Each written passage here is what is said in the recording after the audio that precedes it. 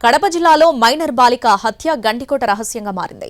ఆమె ప్రియుడికి ఈ హత్య కేసులో సంబంధం లేదని పోలీసులు ధృవీకరించారు. మరి ఆ మైనర్ బాలికది పరువు హత్యనా లేక మరెవరైనా ఆకతాయిలు హత్య చేశారా అనేది సందిగ్ధంగా మారింది. అయితే మర్డర్ మిస్టరీని ఛేదించే కీలకమైన ఆధారాలు సేకరించామని పోలీసులు చెబుతున్నారు.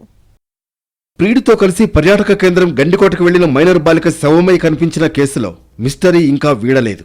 తొలుత బాలికను ప్రియుడే హత్య చేశాడని భావించారు.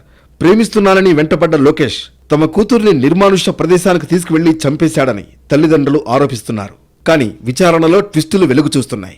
దర్యాప్తులో సీసీ ఫుటేజ్ కీలకంగా మారింది.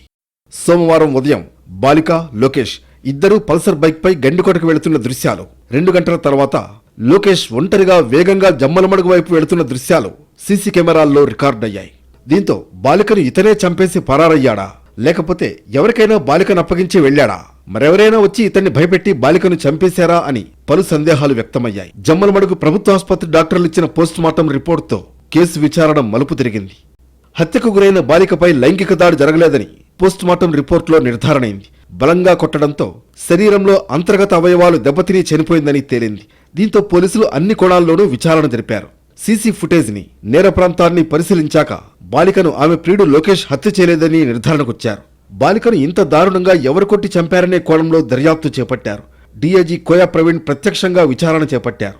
ఆ రోజు లోకేష్తో తన చెల్లి గండికోటకు వెళ్లిన విషయం ఆమె స్నేహితుల ద్వారా అన్నయ్య సురేంద్రకు సమాచారం అందినట్లు విచారణలో తేలింది. లోకేష్ బంధువులకు ఫోన్ చేసి మీ అబ్బాయి ఎక్కడున్నాడని ప్రశ్నించాడు సురేంద్ర.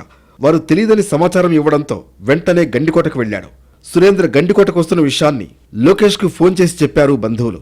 దీంతో సురేంద్ర తమ ఇద్దరిని కలిసి చూస్తే సమస్య అవుతుందని భావించి బాలికను గండికోట ముఖద్వారం వద్ద వదిలేసి బైక్పై వెళ్లిపోయాడు లోకేష్.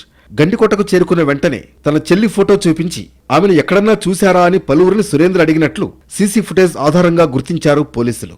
దీంతో బాలికను హత్య చేసింది ఆమె అన్న సురేంద్ర అయి ఉండొచ్చనే కోణంలో దర్యాప్తు ముమ్మరం చేశారు. లాడ్జ్ లో 2 గంటలు ఇద్దరు గడిపారు. గడిపిన తర్వాత గండికోట గుమ్మం దగ్గరలో, కోట గుమ్మం దగ్గరలో 10:40 విడిచిపెట్టి ఆయన ప్రియుడు వెళ్ళిపోవడం జరిగింది.